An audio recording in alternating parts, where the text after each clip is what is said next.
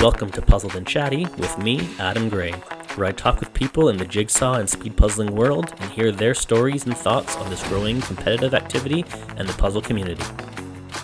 In this episode, I sit down with one of Canada's best speed puzzlers and Quebec resident, Catie Dulude. Catie only entered the speed puzzling world less than 2 years ago and has already risen to the top of the Canadian field.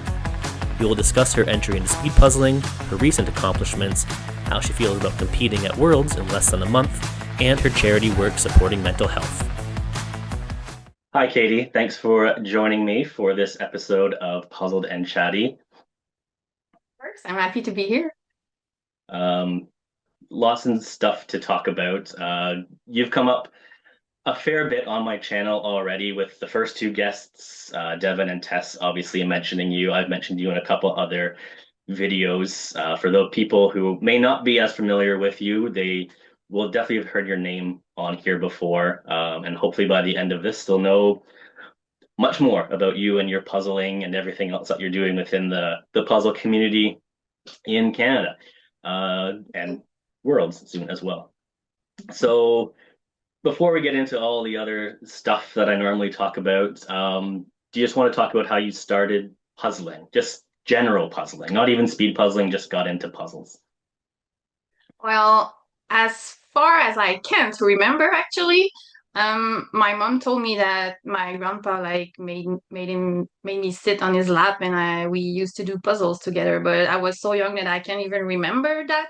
But it's quite it's a cool memory to not have anyway. But and then a little bit later, I remember maybe from 7 to 12.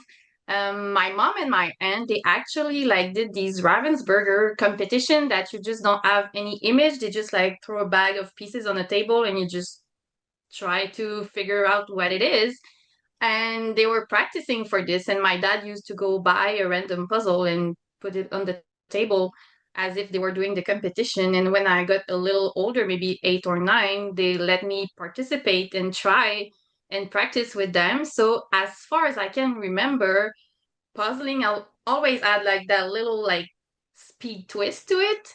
But on the regular, it was just for fun, mostly 1,000 pieces. I don't even remember doing smaller count puzzle any at any time. So Just yeah, straight to a always I've thousand always done pieces. that with my mom mostly. Yeah. Some people do start with the bigger puzzles for some reason, so that's not uncommon. Interesting, like I think a lot of people reference their grandfathers. It seems the more and more I talk to, it always seems to be the grandfathers that have some sort of influence on um, the current generation of puzzlers. I don't know why that's the case. And it tends to be more on puzzlers on the mom side of the family. I don't know if that's the same for you. Mhm. Uh, It is. there's some It's weird. some weird aspect with it. I think almost every single person I've spoken to that have mentioned like starting when they were young, it comes back to a grandfather on the mother's side. Um, There might be something there. yeah. Uh, so yeah, I was going to ask about any specific family members, but you did that already with the grandfather. So, and you kind of hinted that you started speed puzzling just by accident, I guess, when you were younger. But when did you move into what you're doing now, where it's proper competitive? Oh, here's something that I might be good at. When did you kind of come across proper speed puzzling? Well, you said it. It's definitely accidental. It doesn't even come from me actually. It's my boyfriend Martin is he's big on the YouTube thing. He likes to scroll and watch things. And he one day he's on YouTube, and he's on this video. He's calling me you should watch that. It was actually a recap from Worlds. It was Alejandro, Clemente, and Karen puzzles, of course. And he was like, look at that. I was like, this exists? This is a thing? I never heard of that before. And it was let's say maybe October 2023. So he's like, you could totally do this. And I'm like, I mean, I'm good. I love it. I'm doing like 1,000 piece puzzle like in an afternoon, not even looking at the box, right? But this is something like completely different. I mean, I don't even know how to do this. And he's like, well, you should try. So I did try, and I was not that bad. So this is how I kind of started. I mean, I just took like a random 500 pieces that I had like in the basement, not even a Ravensburger, because at that point I didn't have a 500 Ravensburger. I only had like 1,000 pieces. So I just tried and it wasn't that bad. I bought a few more puzzles, a few trefoil, clementonis, I went to like a random competition with my mom in a game shop. We won. We had like $200 like of Ravensburger. So then I bought a few ones and I started practicing. And yeah, this is how I got into that. I didn't even know it exists before like a year, maybe 2 years ago. Yeah. Yeah, I think And especially the Canadians, we kind of just stumbled across, I think most of us stumbled across it through YouTube channels. If it wasn't for that, we're probably not having this conversation. We might still be doing puzzles for fun and seeing how fast we can do them, but not actually considering this is a real thing that yeah. a lot of people do. So when did you start considering like proper competition? So you mentioned you went with your mom to a cafe competition, which I'm guessing would have been fairly small in terms of participants. Um, when did you kind of make the leap up to competing at the larger event, whether it's virtual or in person, whatever? Mm. Well, when I figured out like that maybe I had like some potential into this, I discovered like my speedpuzzling.com that could like help me like track my results. And then I also discovered the Facebook page of the Canadian Association. So this kind of opened some doors because now I discovered that there were also like virtual competitions. So I registered to one of those. That was like terrifying. I was so nervous, just as like my life depended on this. And I mean, now that Yeah. I've done a few of them, I'm like, well, that's just for fun mostly. But I went into this like my future depended on it. And then I was like, oh, okay. I I did good. I finished second, and I never, ever, ever did something like this. So then I discovered that there's also a national competition. So I was like, should I do this? So not my in my personality, to take big leaps like this. Yeah. But I did it. I just registered, and I was like, too late. I have to go now. Oh yeah. So yeah, I have in what I've written down here, you did your first virtual competition in April of 2024, and then it would have been just a couple weeks later, you were at Nationals 2024, because that's the start of first weekend in May, the past couple years. So that's not a big turnover between those two events. So we'll go into those in a little bit more detail. Let's just focus on the first Nationals then. So you kind of mentioned why you decided to participate. It was just to kind of see how it went, I'm guessing, just for fun, kind of. Or did you go there to actually see if you could do really well? Like what was your kind of approach to it? Maybe a little bit of both. Because I mean, I'm quite competitive. So, of course, if I could do well, I'd be happy. But I was going into this not knowing like anybody. I just didn't know anybody except from I knew that Devin like was the champion from the year before. This is literally the only thing I knew at that point. So And I you was hadn't just met, like, go I ahead. haven't met anyone. I was my Instagram page was like brand new. I had like 50 followers, so I didn't know anybody. I was just like, well, let's do this. My boyfriend was like, I'll come with you. We're gonna do like the most out of it. We're gonna have fun. Whatever happens. If you get eliminated in the qualifier, we'll just like visit. We'll go to Toronto. We'll we'll drive around, whatever. It's okay. I mean, no stress. Just go. And yeah, that's it. So when I did the qualifying round and I ended up, I think, in third place, I just couldn't believe it. Honestly, I was like, what's happening? What am I doing here? And I think I'm not the only one that might have that thought at that moment. I think I took a few person by surprise. The least we can say. Yeah, I would think so. Yeah, because I actually have you down as second place in the qualifier for that year. So you finished second behind Devin, which is expected, previous year's champion. But yeah, you're a first time person there. No one, while you say that you didn't know anybody, nobody else would have known you either. You would just been one of the new people that showed up. It was our only second nationals ever, so it's not like it's been around for a long time and you randomly showed up. The 2023 nationals was only the previous October, so it wasn't Hmm. ages, I guess, in between. And there was a lot of new people at last year's nationals. But you finished in second place, at least that's what I have written down, just above Sophie Helg, another person from Quebec. There's a strong Québécois showing in the Hmm. Canadian speed puzzling contingent. Only I think only second really to Ontario. And it's there's a lot of strong people from Quebec, which we'll talk about as we go through it. But you finished second place, which is the same as you finished in the uh, virtual competition just a Yeah. few weeks before. You've done two competitions, second place both times. Are you thinking that this is kind of easy? uh, Easy might not be the word because it comes with a lot of stress and performance anxiety, could I call it that?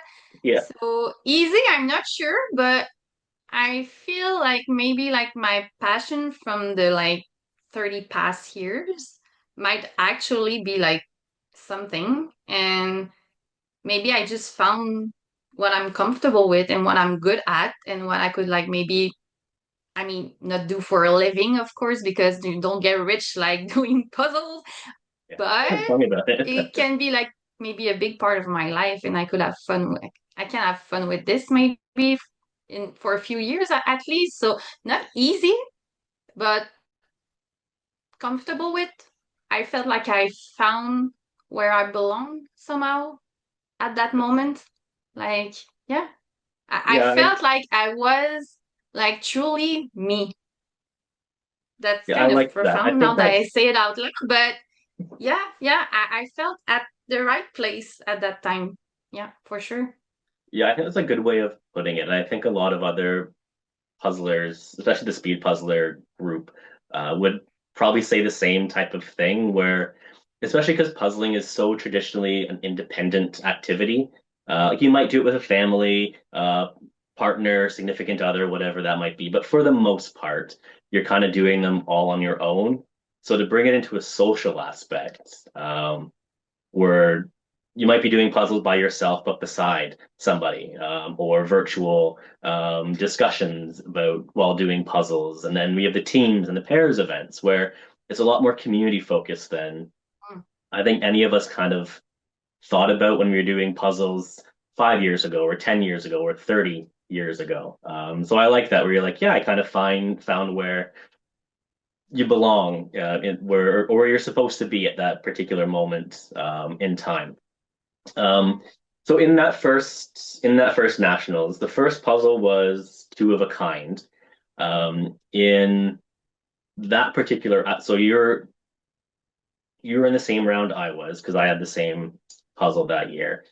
It it almost destroyed me. I barely got out of the qualifier by I think there was two people behind me that qualified as well, and it was close. Um, Especially because I came in super confident from the year before, going, I made the finals, Uh, no problem. I'll yeah. make the finals again easy, and not It's so easy. dangerous. Yeah, yeah. Definitely overconfident is what I came in with. That's that got rid of confidence from me forever because of that react because of what happened. Is that I know you finished second, but is that kind of the style of puzzle that you like? I don't hate it. I think it's Okay. a cute puzzle. At that time, I had absolutely like no expectation of what like a competition puzzle could look like. I had really like no idea at all. The only two Ravensburger 500 that I had at this time were like the Longhorns, Loving Longhorns, and a Star Wars one that clearly wouldn't show up at nationals, you know. So I had zero expectations, but I found it hard. It was not easy.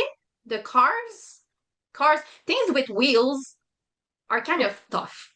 I have a hard time with like bicycles and cars and anyway, wheels. I don't know why, but wheels, they don't make sense in my brain. So I had a hard time. It wasn't easy. So I was already surprised with that result. I have to mention the kind woman that was beside me before the competition, she was like, "Hey, is it your first time?" Na na na. I was like, "Yes, I'm so nervous." She's like, "Well, don't be nervous. We're just for fun." And I'm like, yeah, a little bit, but I'm competitive, so I kind of want to do well, you know." And I have no idea. Was she fast? Was she not fast? I have no idea.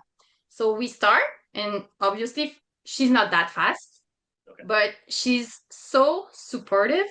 Like towards the end, she sees like the scouts around me, and I'm just like, what's happening? I don't understand. And she's like, keep going, keep going. You're doing great. Keep going, keep going. And then I'm done, but I missed two pieces.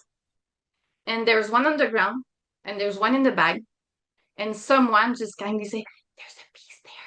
So I went, I grabbed it, I put it in. There's still a piece missing. I look in the bag, find a piece, put it in. I'm like, oh my God, I'm done. I'm dehydrated. My lips are dry. I'm sweaty. It's just crazy. And I'm like, I'm second? What the hell just happened? So it was a tough puzzle. It made me sweat. I mean, that was Yeah. something. But it was a fun puzzle. So even though it might not be my favorite puzzle, it's still kind of one of my favorite puzzle because it has like it's meaningful somehow. Yeah. Yeah, that first competition puzzle, it does stand out. Um I remember mine and it was heavily fur based and not my favorite whatsoever, Mm. but um that's nice that you had the person. Do you know how far behind the person beside you was? Like, do you remember what her puzzle or their puzzle looked like when you finished yours? I mean, she might have been like halfway, maybe two-third, something like that. I think she was really there like for fun actually, and I mean that's great. That's all right. But when she realized that I was like very honest about being competitive. She was like, keep going, you're gonna do this. I That wonder was if she fun. remembers. I wonder if she remembers that she was sitting beside eventually one of Canada's top speed puzzlers, and had no idea. Just just trying to make sure you're okay and that you're going to be fine, and then not realizing, oh, she's actually one of the best people in the room. Never mind.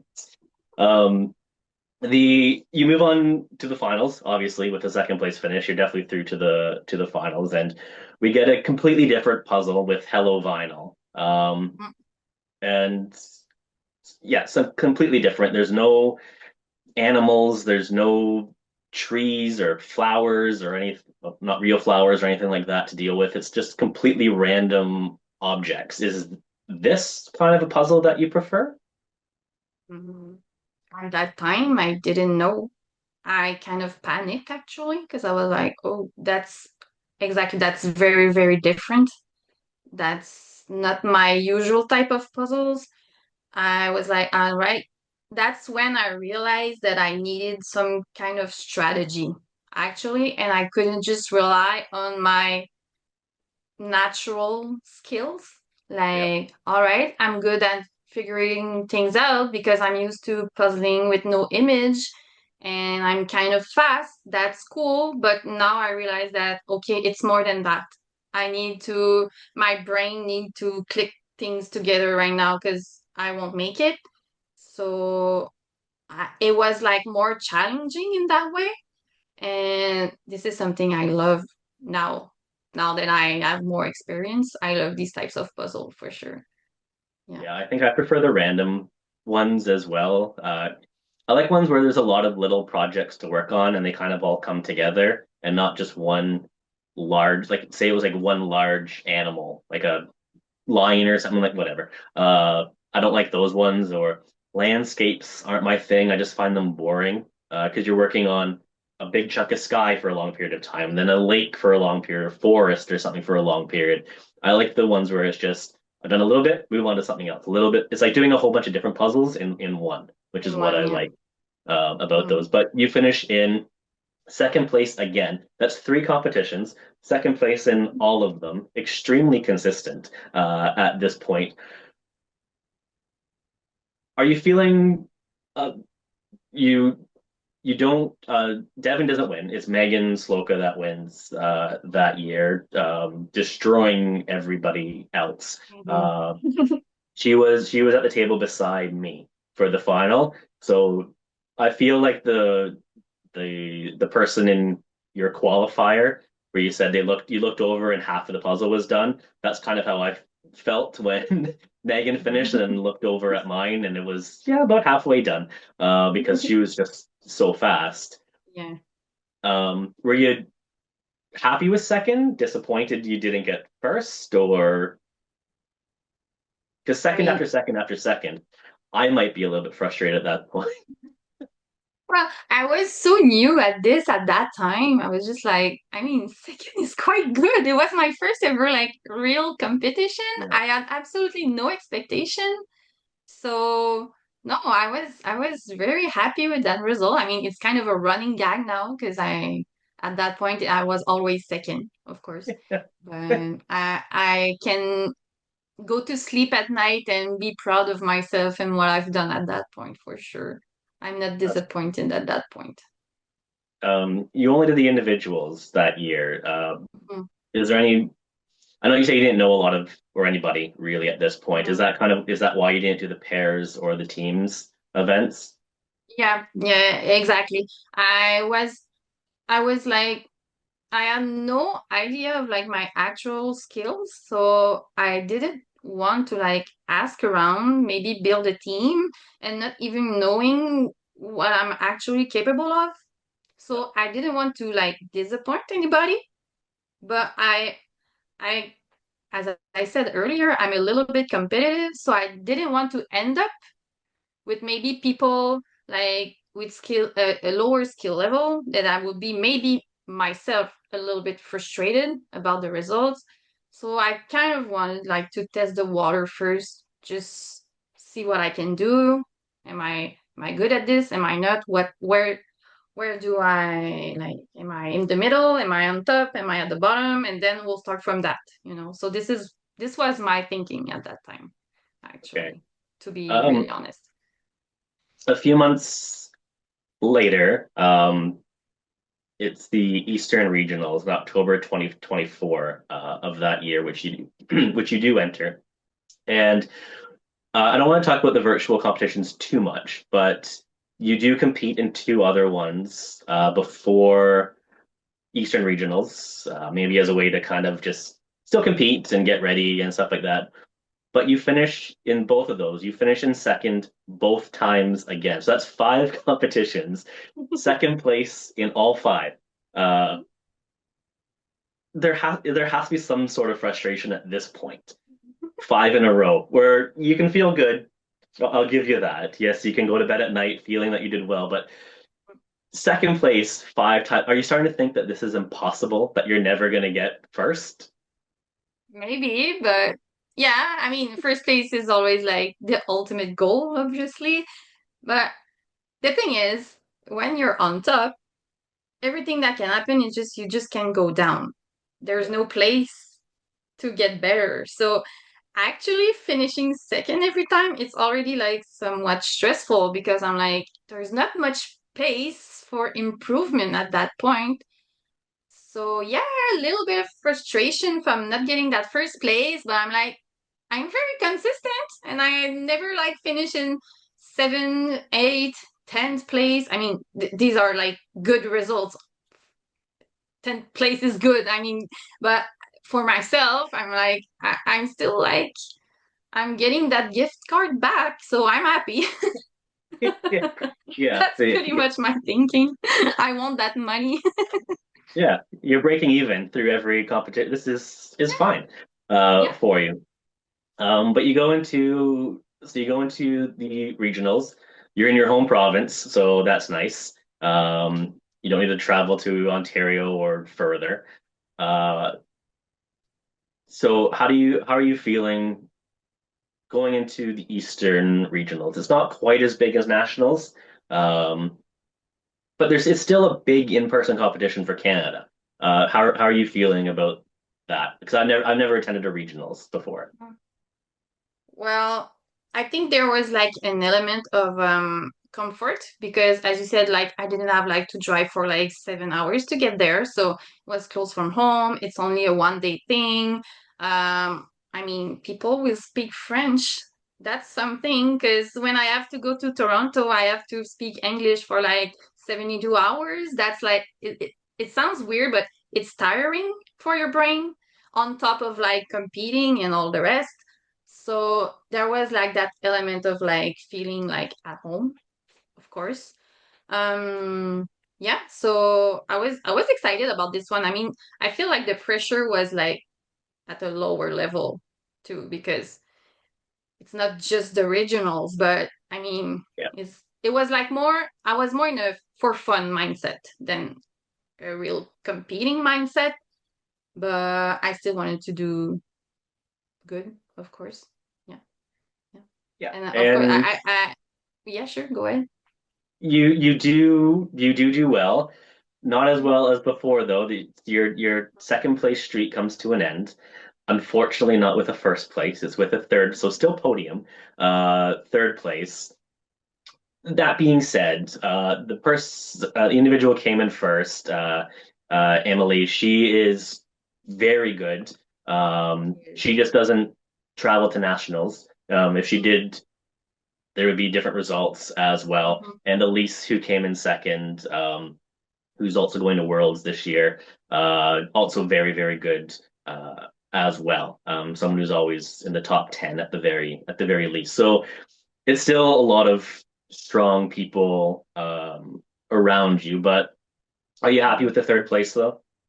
Yeah, yeah, yeah, because I mean, of course, there's not gonna be like the same people participating, so there's an element of like unknown because you said it earlier, we have like strong Quebec contenders, like they're like hidden, but when they come out, they're Yeah, very good.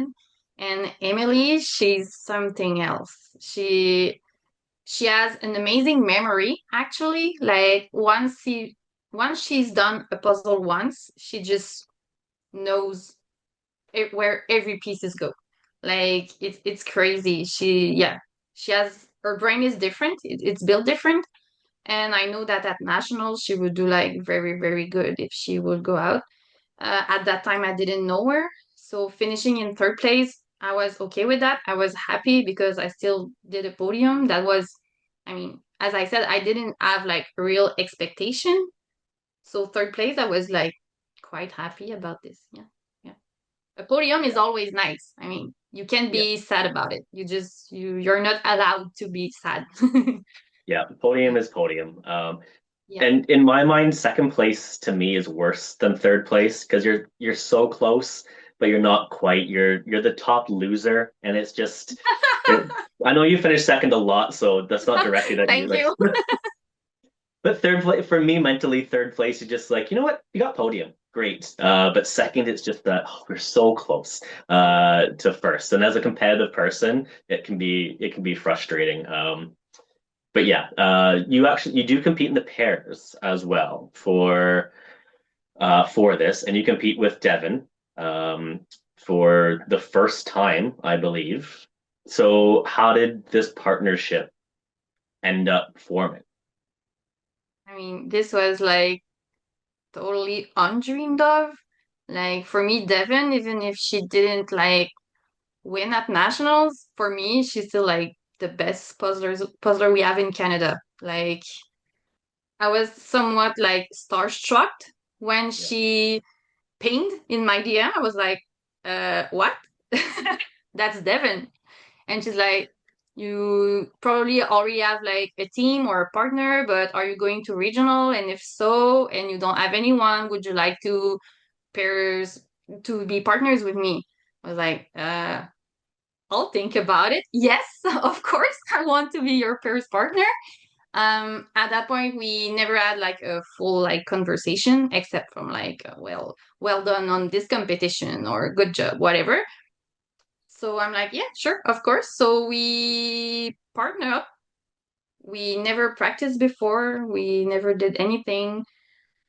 Funny story, we get in the parking lot. We're trying to find maybe a room where we could maybe just do a quick puzzle before, just to figure out, do we have a strategy? Do we communicate well? Are we going to do good or is it just for fun? So we can't find anywhere. I have a folding table in my car. We get the folding table, set it up in the parking lot, put a puzzle in the on the table, no box, just a bag. Devin always have like a Yep. puzzle in the bag, always. Yep. I don't doubt that at all. Put Yeah. this on the That makes sense. table, start a timer. We're doing so good. We're having so much fun. People are gathering around us. We're like, okay, now we have we have like a crowd of people looking at us, and we're doing good, and we're just laughing, having so much fun, and we're like, okay, I think we're like in a good position now. We're going to enjoy that day for sure. Yeah, we had just so much fun. It just clicked instantly. Yeah, That's she's the that's best. good. Honestly, she's just the best. Was there any concern that you're partnering with someone who didn't speak French? Because I don't think you've done that before. So the communication um, could be a little bit off. Was that a concern at all? No, I mean, my English is still like good enough to Yeah. say like this is a dog, this is the sky, this is the ceiling, this is like a Yeah. red carpet or whatever. I mean, at that point, I was more worried about not being good enough for her actually than my English skills. Yeah, for sure.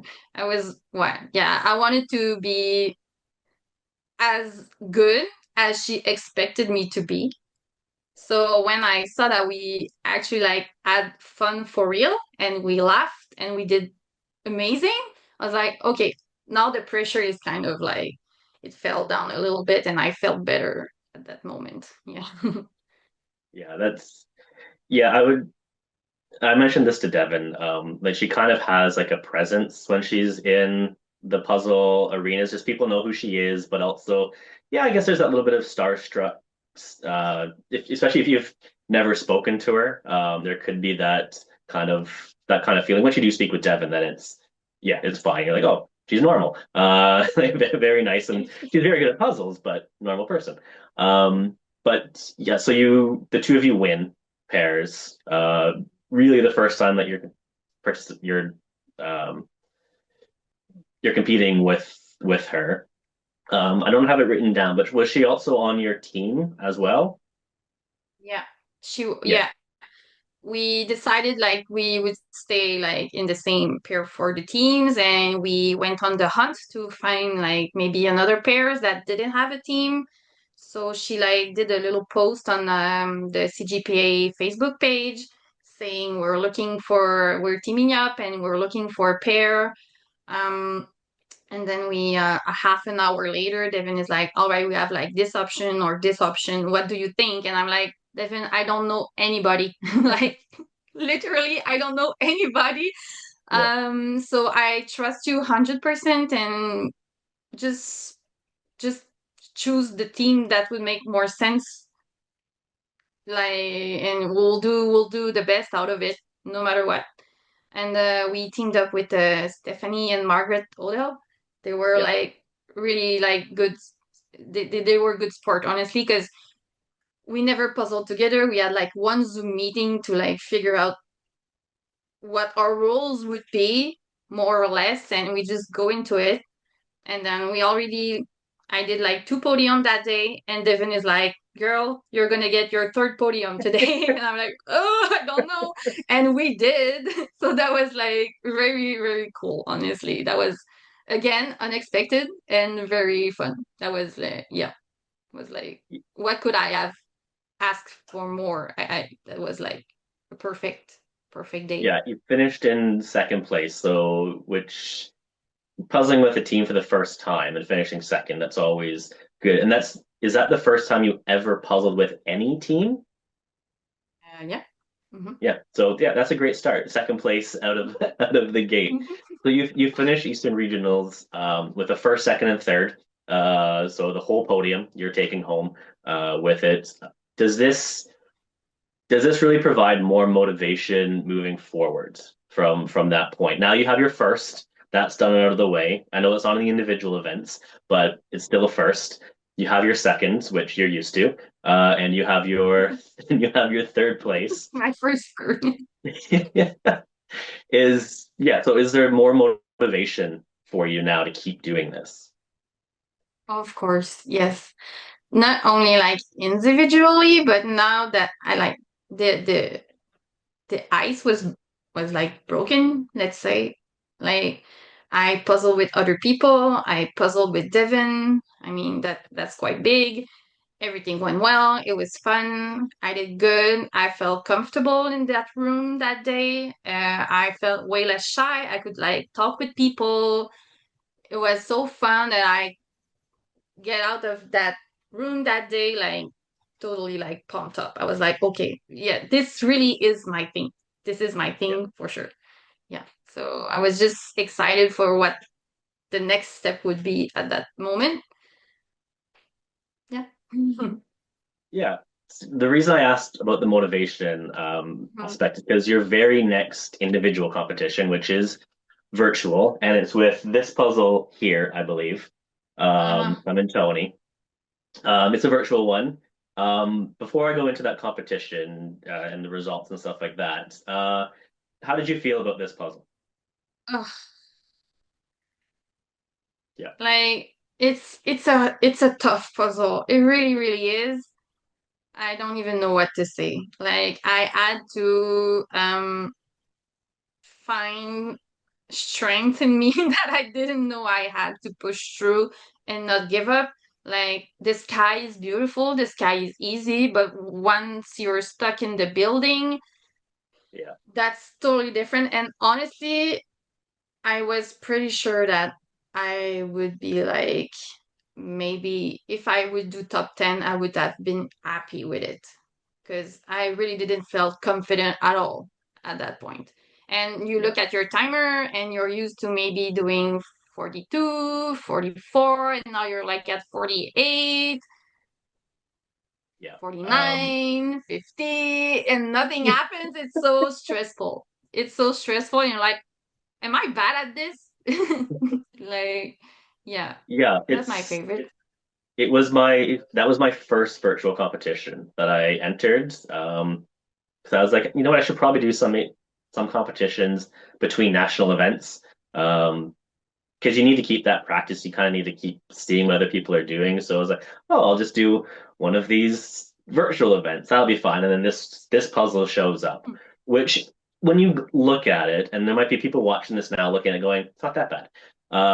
As you said, the sky, yeah, flew through that, no problem. The sky on the other side, which you can't really see on there, yeah, no problem. And then I just kind of stared at the puzzle for a long. It has everything that you'd want to see in a puzzle and everything you don't want to see in a puzzle. There's lighting issues, there's false fits, but there's also diagonals and there's weird lighting, there's different texture, there's flowers, God, flowers. There's everything in Pink it. But flowers. yeah, and we got to the hour mark and no one had finished yet. I don't even know if I'm halfway through the puzzle at this point, and I've watched the video back, and I think from like 1 hour to an hour 20, I put in two pieces or something. Like it was awful, and it almost stopped me from doing virtual puzzles ever again because I'm like, if this is what they are, no, not for me. But so this is only a couple weeks after Eastern Regionals where you've had some great success. I know you don't like the puzzle, but you do finish in first. Congratulations, Thank you. finally.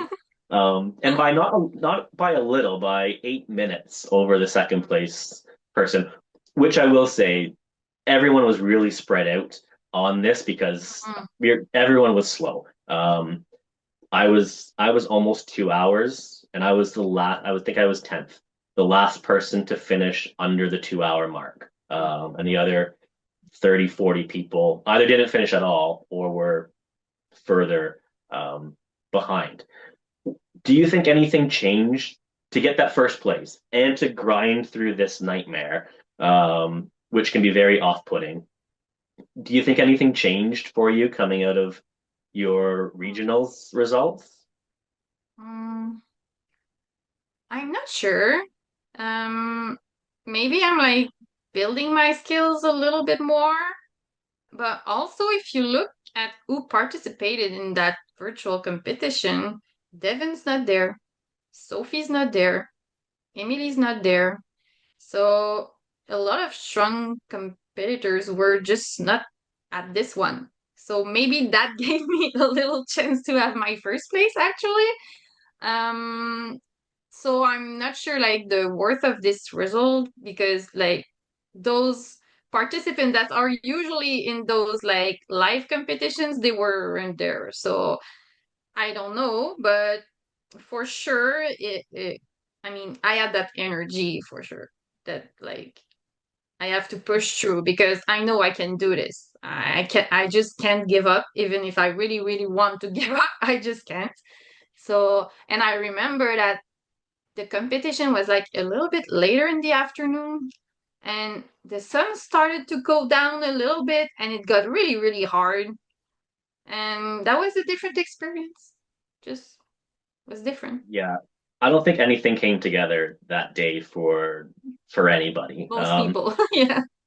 But I know, like you mentioned, some other people weren't participating in it, and that might take away. I don't think it takes away from the win, for two reasons. One, you won by 8 minutes, so that's a clear separation. You have already beaten Devon before, so and you've beaten everyone else you mentioned, too. So that's not quite.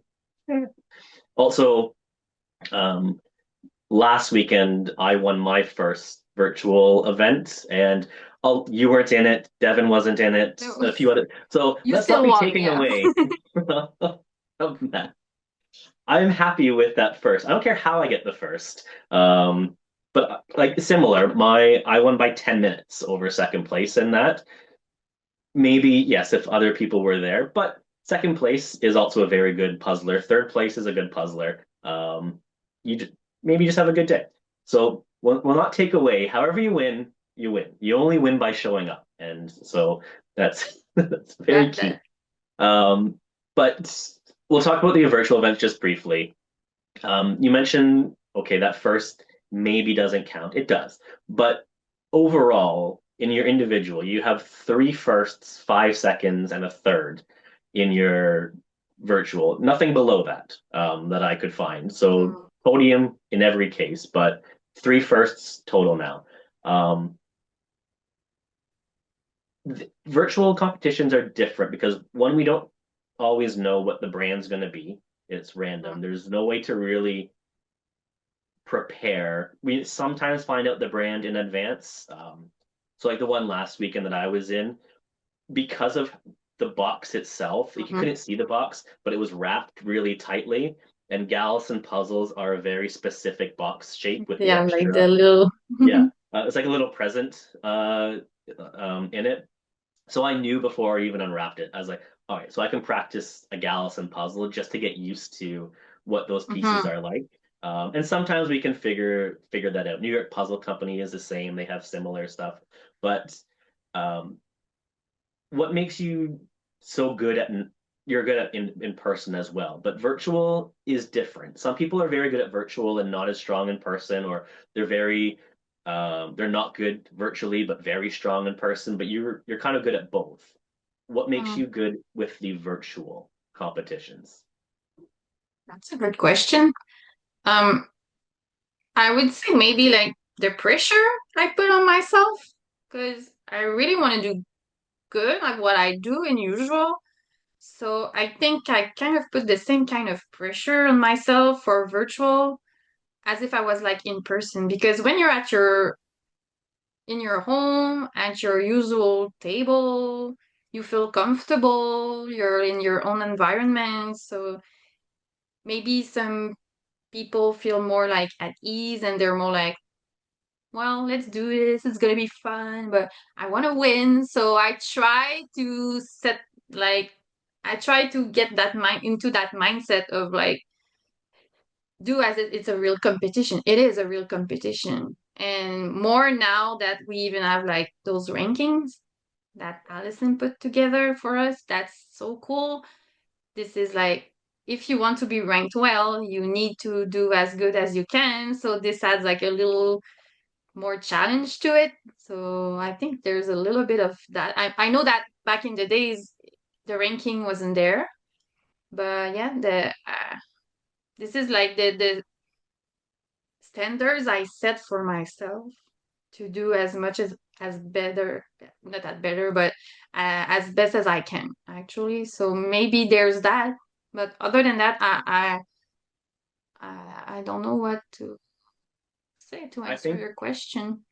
I no, I think you did where you're treating it like it's a real competition. And I think I think that's where I struggled a little bit at the start of the virtual competitions because it's where I practice, which isn't the same intensity. It's where I do casual puzzles, which is definitely not the same intensity. And then trying to turn that space into a competition space is Mhm. there's a mental adjustment you need to make, which I struggled with at the start. It's easier now with all the other mini competition stuff that we'll talk about it in coming up, but like the mini competitions, the stuff that we're doing during the week with the Canadian speed puzzlers that you're a part of, and just turning that space into everything that happens here matters and it counts. And I think the rankings, I haven't talked about the rankings at all really on this channel yet, but the rankings are in the back of people's minds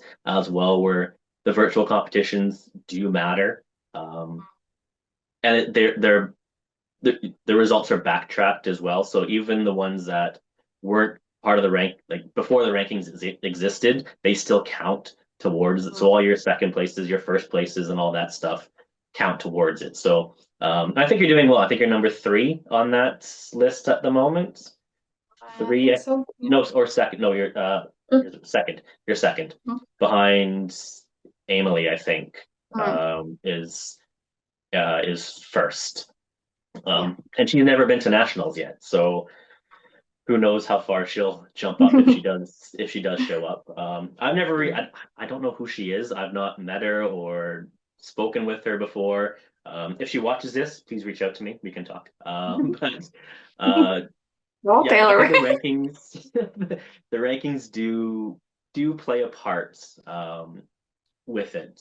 Yeah, I'll talk about the rankings in the future. I do want to speak with the person who created them to get a little bit more background with it. But it is interesting. It kind of keeps us on pace with some other countries as well that do similar Mm-hmm. things. But yeah, the rankings are interesting. Um, you've also competed in the pairs events with a partner, always the same partner. I think I know the answer. But I'm not going to assume. How did you partner up with this individual? Well, I think you assume well, probably. She's my mom, Okay, my yeah, that's sweet little mom that I love so much. So yeah, it's just like she will always be, as long as she wants to participate with me, she will always be my pairs partner for this competition. Like she might not be the fastest, but she really want to do well. She's determined and she tries her best, and we're having a lot of fun. It's just like it's our little moment, and I don't care. how we rank. I mean, so far we did quite good. I Yeah. mean, I'm happy with it, and I don't care I don't win. I mean, I'm doing them just for fun with my mom. Yeah. One, they don't count towards the rankings, so there's Mm. no issue with that. Um, I but would yeah, you still do them are with my mom though. yeah, you're still enjoying yourself with them, and you're still fairly consistent um for the two of you. That's it's still quite good. I'm just trying to look up to see where I have the information here. Yeah, like you started off slow, 14th, I think was your first one together, but since then your worst result is seventh. And then last weekend a fourth place finish. So still still very good. And I think that's nice that you're doing that with your mom and enjoying uh because it is important to still enjoy the puzzling aspect and having fun with it. Um, Yeah, I agree. but I think there's a difference between the virtual and the in-person events. For the big in-person events at least. Hmm. Yeah, that's fine.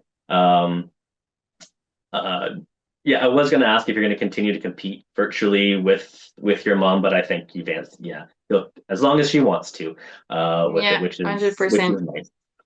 Yeah. Um, jumping ahead to nationals that just finished a few months ago, back in May. Um, People know who you are now. You can't hide behind any of this stuff. You have a lot of first place. You have three first places virtually. You have who knows how many second places overall, and a few thirds in there. So yes, you are now in the same circles as Devin and Megan and a few of the other top people. How are you feeling going into nationals this time, especially coming back? You're third place, no, you're second place last year, beat Devin. What what's your how are you feeling walking into the doors back in Ontario? It was like a totally different experience this year compared to last year because, like as you said, like I'm like part of this world now. I know people, people know me. I have friends that's like totally different. I'm so much more comfortable. I'm like I feel almost at home in that like community center now. I mean, I know the drive, I know where it is, I know the people, I know where to go, I know where the bathroom is, all those little things that can make an experience very like stressful is now very like comfortable. So there's that. And that year I did not only individuals, I did pairs and teams. So I have like the full experience. It was like totally different. It was such a great weekend. I mean, last year was a good weekend, but it was a good Saturday. Now it was, I participated in everything that was like offered. I just jumped in. It was a ton of fun, actually. Did you do this social night as well the day before? Yeah, Okay. I did the puzzle chess. I tried. I was like, let's do this. Why not? Yeah. Yeah, that's good. It's our nationals was a bit different this year. We knew all the artists going into it, which I think is unique to any national competition. We're the first ones to have all Canadian artists or all artists from the one country and to be told in advance who they are, not what rounds, but who they are. Was there any artists or they're all very good artists. I want to make that very clear. They're very good at what they do. Not everything translates to a puzzle. Were there any artists that kind of that you were hoping for or hoping you didn't get for any certain rounds before we knew what actually happened? Yeah. Honestly, no. I'm much into like, how could I phrase that? Like, I'm not much into like overly preparing for something and like overthinking, trying to figure out maybe what type of images they're gonna be or whatever. I'm like, let's just jump in there and just be surprised. And anyway, we're gonna all gonna have the same puzzles. So whatever it is, we're all on the same boat. We're all stuck with whatever we get. Yeah. And the thing that made me really, really happy is the fact that they were all unreleased images. So it was fair. It was like 100% fair. No matter what your skill level is, if you have like a great memory and you practice a puzzle 10 times and it shows up, of course you're gonna finish in the tops. That's for sure. I mean, I would do the same if I could. The fact that they're all unreleased is so fair. Like these gave like the best results for sure. So no matter the artist, is it gonna be like a photograph or a painting or a collage? At that point, I just didn't care, honestly. I know that it's the same for everyone. So Yeah, I think that's a good point where, again, something unique to the Canadian nationals compared to anywhere else, including Worlds, where every round was new puzzles. Yeah, I think it's as fair as you can possibly make it. Yeah, you're going to have people that are better at certain types of puzzles. Like the individual rounds were landscape photographs, where you might be great at that, but it's that's not kind of what we're talking about in terms of fairness. It was just you never know. There's no way to know what that image is going to be. Um, you're based on your second place finish from the year before. You're seated at the very first seat, first spot in the second qualification round, which is also my qualification round. You're at the same table as Devin, so this is already turning into a very tough qualifier in terms of who's being slotted into this round. I will still argue that the second qualifier round was the tougher of the qualifier rounds, but people can disagree. How did you feel about being ranked that high? Like you're the first seat in the qualifier round. You're essentially the favorite in that round. How did you feel about that? you just saying that make my heart beats faster, just like I was there, just like I'm there right now. Um, it is a little bit stressful, of course, but being like sitting right beside Devin made it like kind of fun as well. It's like, all right, we're one against each other, but I I still can feel like her good energy. She's always positive, always cheering people up. So we're like, all right, let's go, let's just have fun and crush this. So we kind of cheer each other on, even though we were competing against each other. So that kind of made it kind of cool. And I mean, we had like our husbands right over there. They were trying to like hide the light from us. And it made it kind of fun, you know. Like it was light and it was like the competitive energy was there, but so much joy mixed into that made it like memorable for sure. And I Yeah, didn't think that puzzle was that bad, personally. I kind of no. It was still the harder of the two as well. Of the other round, again, my they're hmm, both landscapes, so I think they're somewhat easy to compare.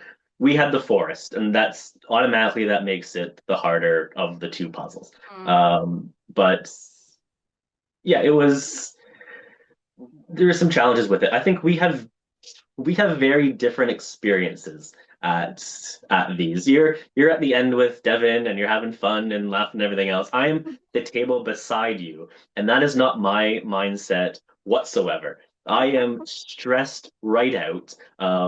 Because I should not have been placed at that table. Second, the second table, fourth seed overall in that round. No, and surrounded by people that have either won the whole thing or come close to it, or won other events surrounding me. No, but so yeah, I was not having as much fun hmm, as you were, but as you know, we hadn't actually spoken in person at least hmm. before before nationals. I kind of knew who you were based on your results and how well you're doing in the virtual competitions and such. But as you know, I made some predictions before nationals occurred, and I picked six people where I thought the one of these six will likely win the whole thing.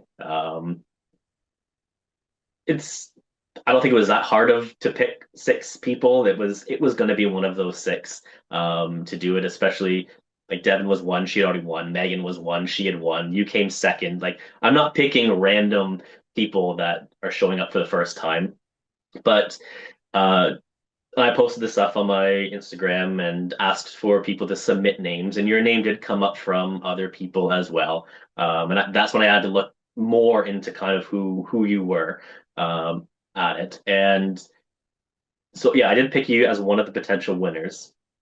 Did did that add any pressure by accident for you? By accident? Yeah, sure. Pretty sure that wasn't accidental. Yeah, yeah, a little bit of pressure. It's also like makes you feel like, oh, okay, I'm kind of seen. That's nice. I mean, I was happy to tell like my friends and my work friends about it, and Martin, my boyfriend, was so proud. He was like, "See, like last year you went there and nobody know you, and now you're like seen as one of the potential winner of this year. So that's cool. So yeah, extra pressure for sure. Yeah, yeah, you're good at that. You did good. You did Yeah, good. yeah. Not I not think it like I'm was a trying to little get an bit strategic, advantage. but Yeah, definitely not a strategy to make people nervous. That's not what I was doing at all. Um, it clearly didn't make much of an impact on it, but you do finish in fourth in the qualifier, which I think is the first time as an individual you weren't in the top three in any individual event at any point. What's your mindset? Nationals is bigger, obviously, but you're not podium on the qualifier. What's your mindset coming out of that and going into the finals? to be like 100% honest with you, well, it was not like my strategy, but I didn't want to give it like everything I had because I knew it was going to be like a long weekend. I knew like I knew my qualifiers round. I know like I'll pass to the finals for pretty much like individual pairs and teams. I'm pretty confident for that.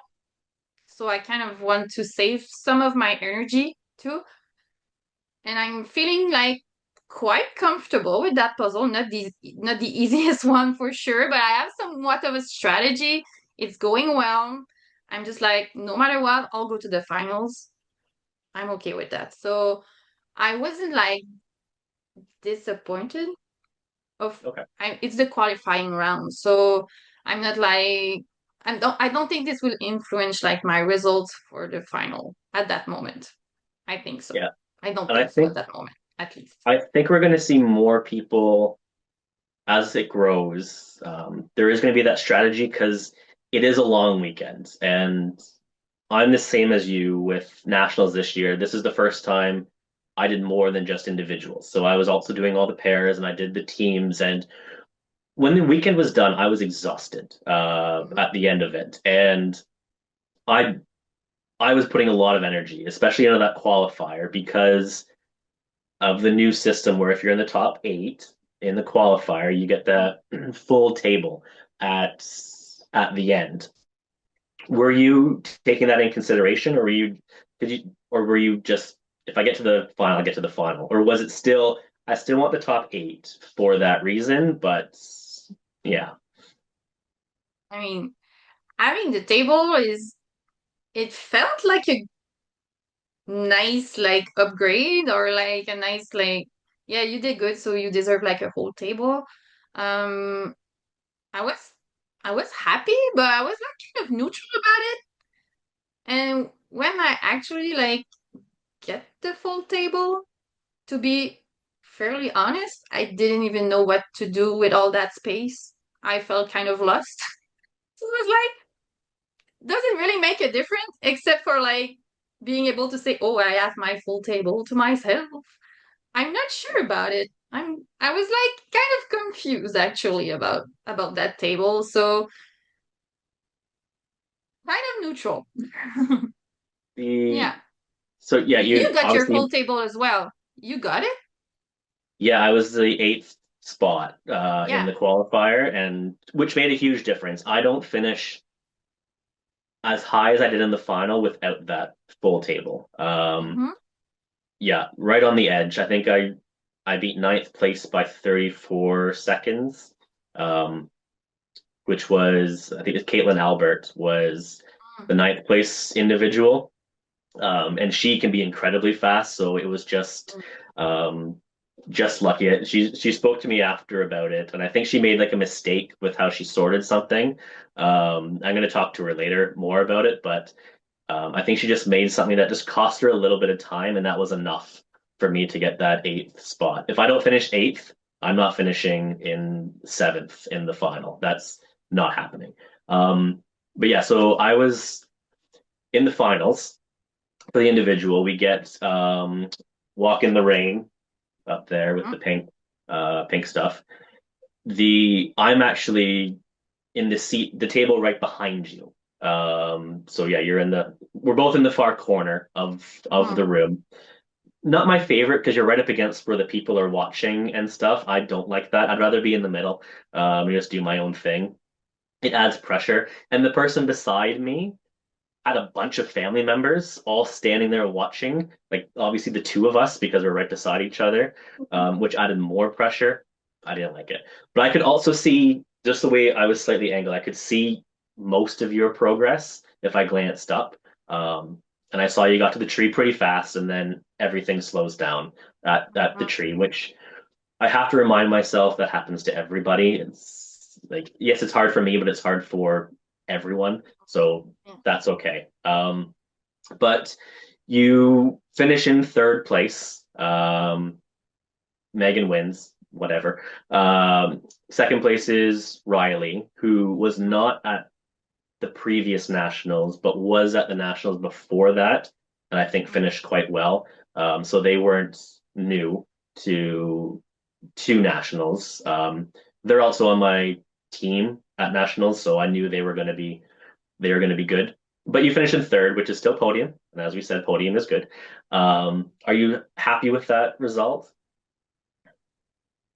You can say Yes, no. because it's a podium, of course.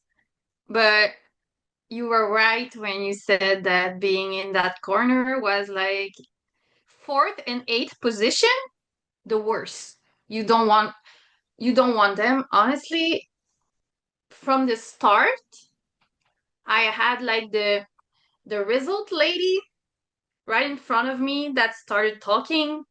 Yeah, I had like all the people on my left that started talking, and maybe yeah, like 25 minutes in, the scouts are already there. There's Russ that's there. They're all like, oh my God, she's so fast. She's doing so great. And it's all that I can focus on. And I'm just like, talking. But I have to focus.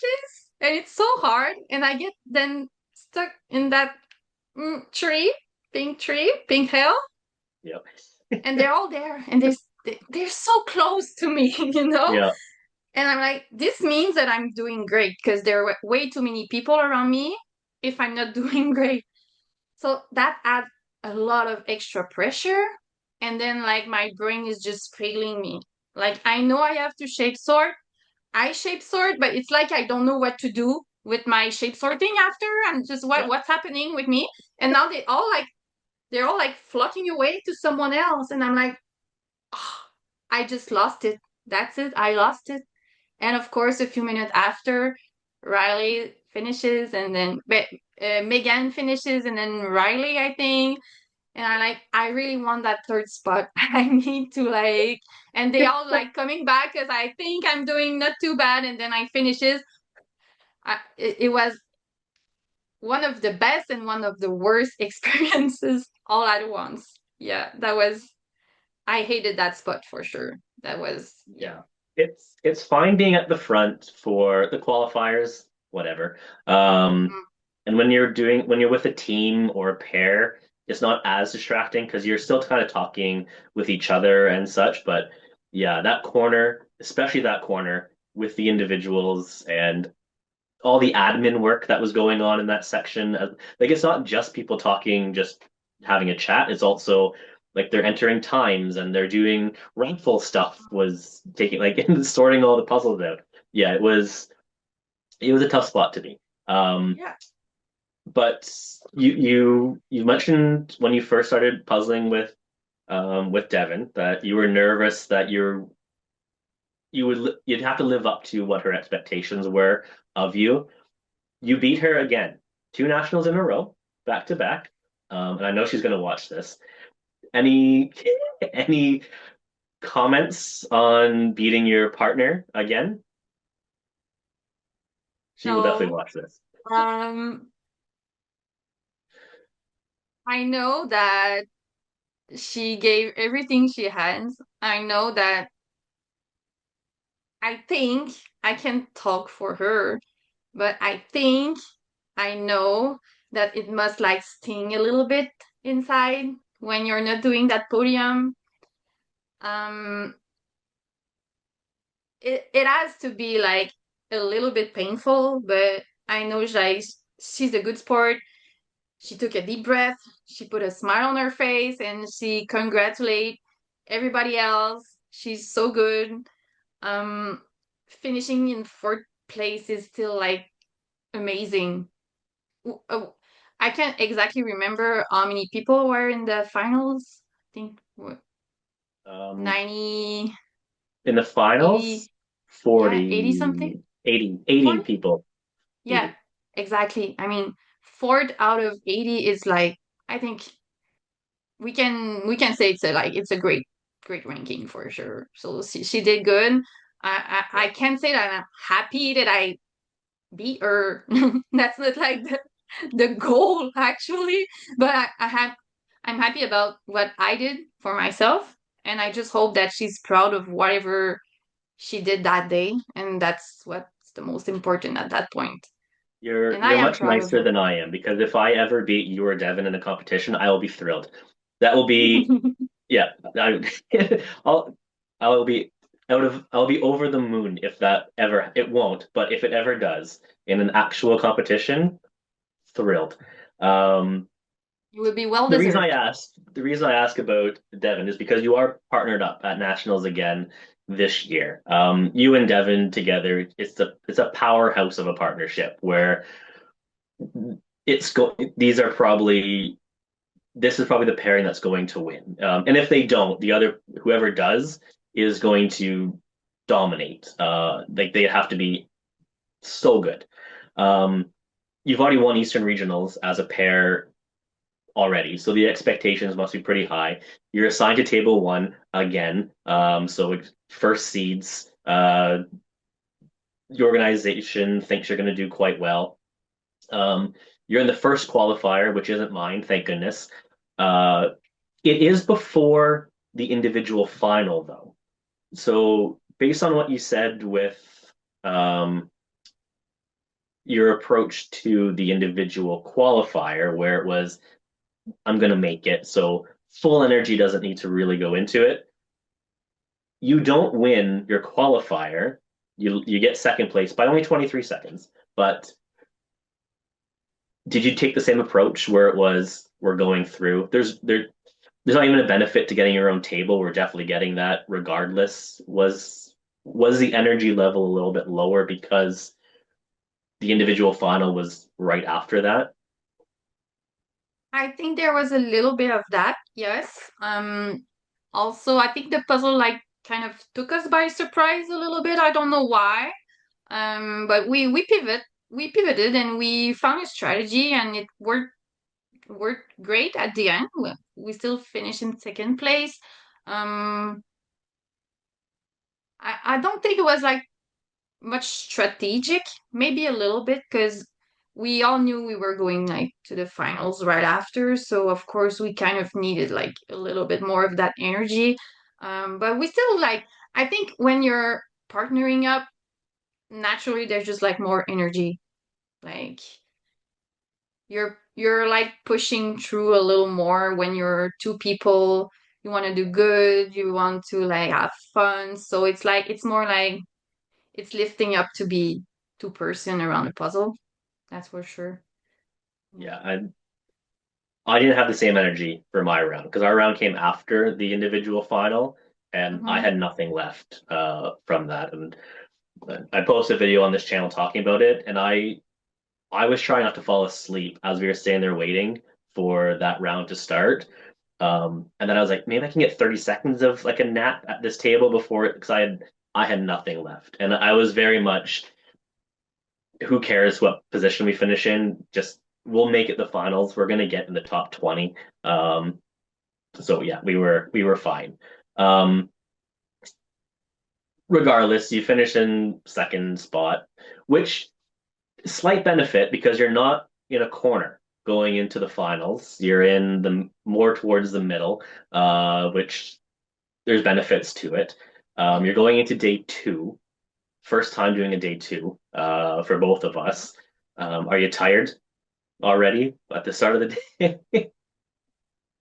Less than expected.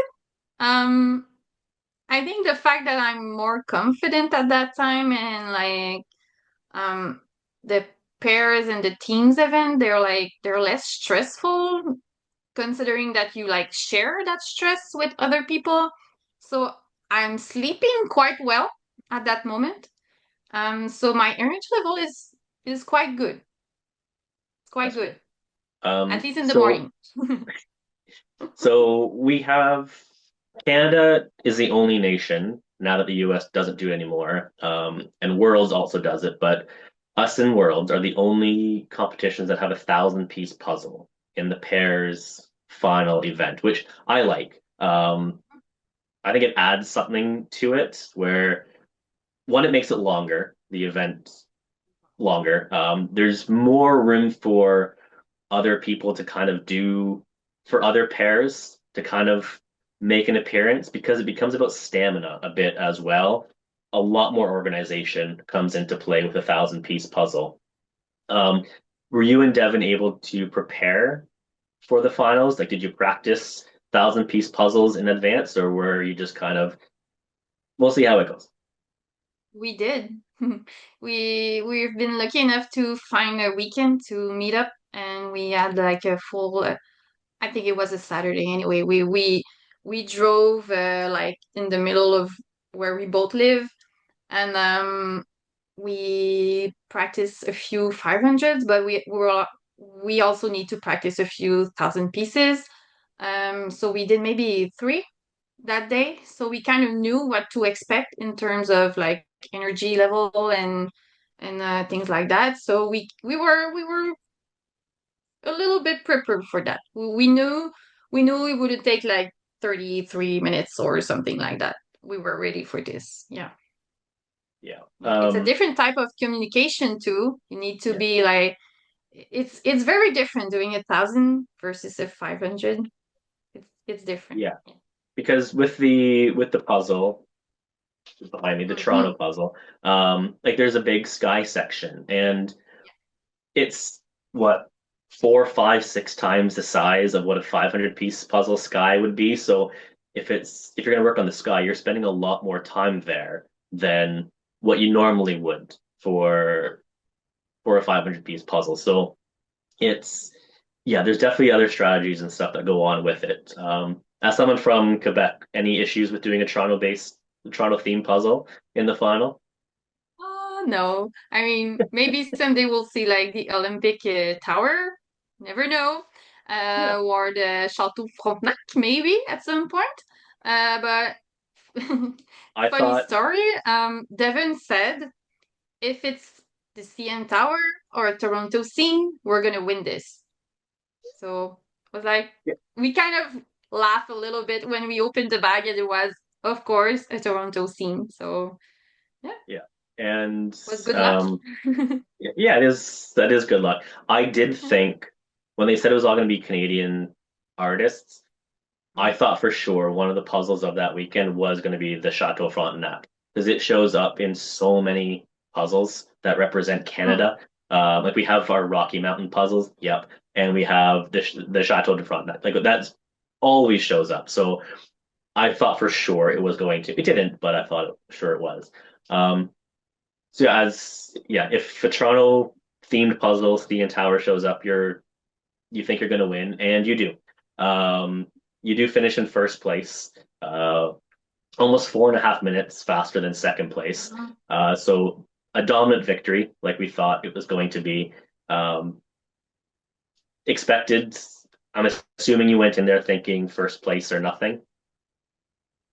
It was kind of our goal, honestly. Maybe first or second, but first Yeah. was definitely like the ultimate goal. Um, and to be 100% honest with you, I'm pretty sure we could have done even a better job at this puzzle.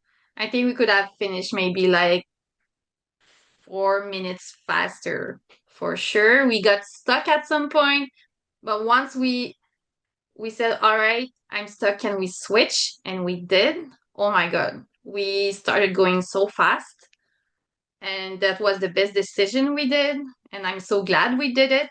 And I know we should have made the call maybe like a few minutes before. But this is all the things we learn as we go. And next time we're just going to do even better, I hope. I think that's the case for all of us that are more serious about the speed puzzling, where it's like, yeah, if I just did this, this, and this, I would have been so much faster. Well, obviously, and I think we can all look back now on, like if you ask the second place team with Tess and Liam, um, who I did think could have won as well, and the only question mark with them was the fact that we had no idea what to kind of expect because they're both BC based. They haven't competed against anybody from Ontario or Quebec or really the east part of Canada. So they could have been first. So, Yeah. but I'm still not counting out you and Devin. But yeah, I think we can always look back on going, oh, if we just done this differently, I know exactly where my partner and I could have done something better, and maybe instead of finishing in 12th place, we could have finished in 10th place or ninth place. But all the other people above us would be thinking the exact same thing. So Exactly. it's the first attempt. That being said, I do know that the second place team did kind of know the image before anyone Mm. else, which I will speak with Liam separately about that. But they did have a slight advantage, so you still beat a team with an advantage. And just to be clear, they didn't cheat. There was no cheating involved. They just Oh no. they're very good with their investigations. And yeah, Good for them. um, I'm not going to get into too much with the team aspect. You, it's a strong team. The four of you that are on there. Team name was Goal Getters. Just out of curiosity, how did you come up with the name Goal Getters? You don't even know. It just come from like some kind of brainstorm, and I remember like gold getters coming up, and I kind of like that. It's a little bit cocky, but I like that. And then Devin is like maybe like gold getters. It's more, let's say, polite and more like fair. I was like, yeah, gold getter is nice, and the other girls were happy about it, and we just went with it. I mean, team names are something to find because there's so many names already taken, and the teams they switch a lot. They're I haven't seen a lot of teams coming back. Some usually like new teams because there's new people. You want to build a stronger team, or maybe some practice more with people like that live closer to you, or whatever the reason is. So the teams they don't come back that often. So you always have to find new names and new names and new names. And yeah, how many like wordplay can we do with puzzles at some point? Yeah, yeah. We're creative people. We'll always find stuff to come up with. But you on your team, it's you and Devin, who obviously work well together. You've already won nationals and Eastern regionals now as a pair. Sophie Helg's on your team as well. She and Devin used to be partners. So they work together well. I don't know much about just synth, but if she's on your team, I'm assuming she's also very good too. You're not going to pick up a random fourth person with those other three. What were your expectations going into nationals with this team? Well, at first, I didn't know because just like you, I never heard of Jacinthe before. She's actually one of Sophie's friend, and we're like, all right. I was happy to actually puzzle with Sophie for the first time because I knew she was fast. She was Devon's partner. I was happy to have like the occasion to meet her and talk with her and puzzle with her. And so we met actually at Jacinthe's place, the four of us, and we had a full day of puzzling. And we just found out that well, we have like great communication, even though we're like three French people with Devon. We Yeah, all like speak enough English to have like a nice energy, a nice synergy. And we're having fun. So we're going into nationals with a lot of confidence, actually. Well, I think we have what it takes to at least do a podium. Maybe not first place, but at least a podium for sure. And we did it. So we were very happy for a team yeah, of four people that never all puzzled together. That was great. Yeah. yeah. Like you won your qualifying round by 7.5 minutes, so that would have been a good boost going into the finals. Um, yeah, anyone there's lots of strong teams, but if you're winning the qualifier by 7.5 minutes, you're probably the favorite from that particular qualifier. And you had a tougher image than the other group did. That Mm, I was in the other qualifier. Our image was much easier than what yours mhm, was.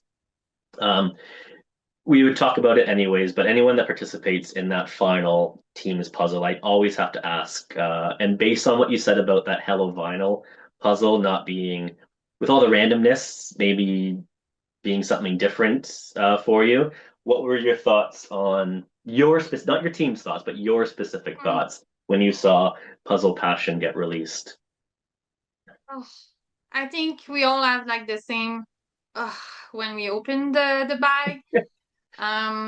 But we just have to do it. So it made me a little nervous actually because we practice like sorting and figuring out who can work on that, what, and are you working on the sky, on the water, or on the trees, or whatever? But then there's just not much you can split in that puzzle. So we had to like pivot and just find a totally new strategy. I was actually the lucky girl who did the face. So Okay. at least I felt like I did something on that puzzle. But after that, it's just chaos. Like probably for most other teams, honestly, it was chaotic, but we managed. We managed. It was stressful when we heard the first team cheer, and then right after the second one, and we're like, "Oh my God, we're quite far to the finish line, and two teams already done, right?" Yeah, And that's yeah. what I was gonna ask because you yeah, first place finishes, the second place finishes 1 second after them. And you're in between those two teams. Your table's directly in between. And yeah, so were you thinking, because you're at the table beside me, I glanced over to see how much your table had left. It wasn't tons, obviously, but there was enough where if it was me, I would have been concerned we might not get third. We don't know if two teams finish that fast, how quick will be the next team Mhm. finish.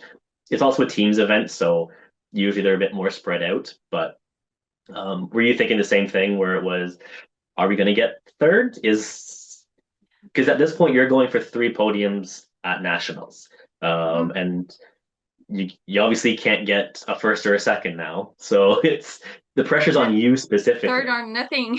Yeah. Yeah.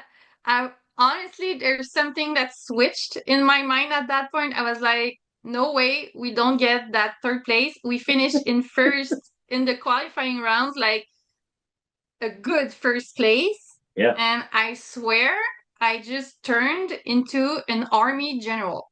Yep. It was, now that I think about it, it's very funny, but I was just pointing empty spaces saying, all right, this is a three with a little bit of orange. And Devin just picked it and placed it. And I was like, and this one, and this one, and this one. And then Sophie and Jacinthe started doing the same thing on their side. And we just like, it was crazy. There's something that switched. Honestly, it's so funny.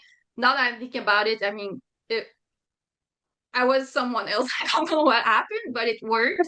And we got that third place, and we were just so relieved and happy and proud. And it's just the proof that when you just pivot and just try something different, something good might happen from it. Maybe not, maybe yes. That time was a That's positive outcome. yeah, that's very funny. But yeah, because the competitive aspect can change your personality even briefly. But yeah, you do finish in third. You do get the three podiums. Only one of two people for that weekend that finished with three medals. I think it was you and Riley was the other one to finish with that.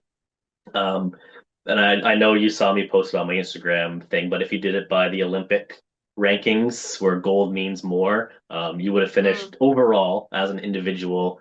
You finished first, representing with three medals with a gold in there. That's very good to walk away from nationals with that. I know you've done that puzzle again, practicing with your worlds team.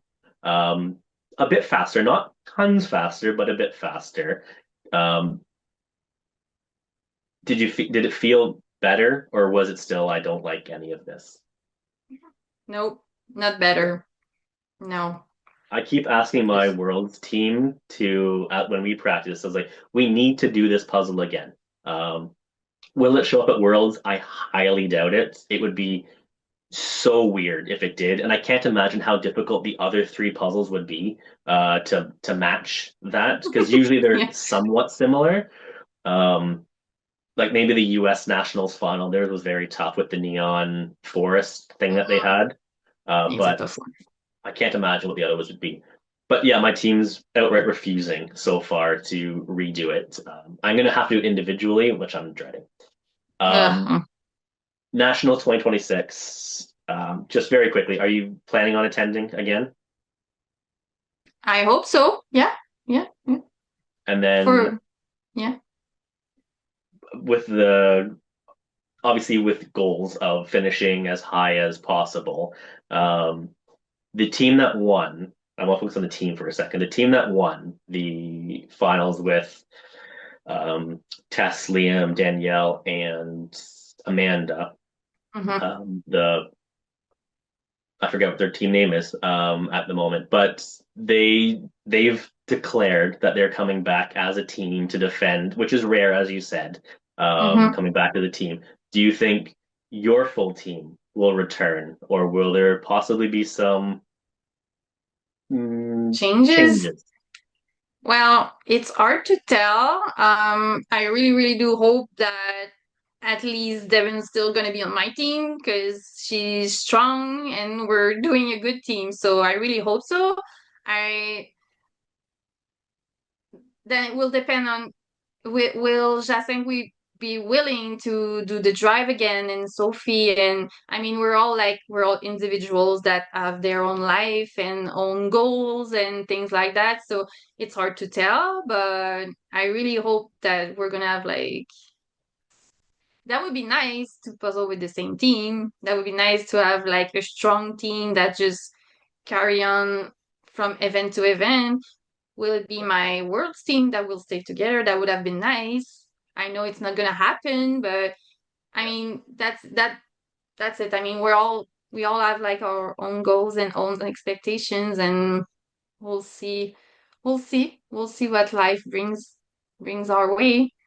yeah. Well, I'm going to talk about Worlds next, and your team specifically. Actually, let's talk. Let's go straight into Worlds. Worlds is coming up. You're attending for the first time, as am I. So that will be exciting.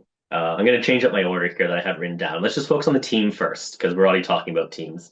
You're paired with Devin. With it, Devin can't seem to keep one. She switches teams more than anyone that I've I've seen in this, and which I think is great. The more people you practice with, the better you're going to get. You're going to get stuff from everybody with it, and you're now kind of switching up your team every time as well.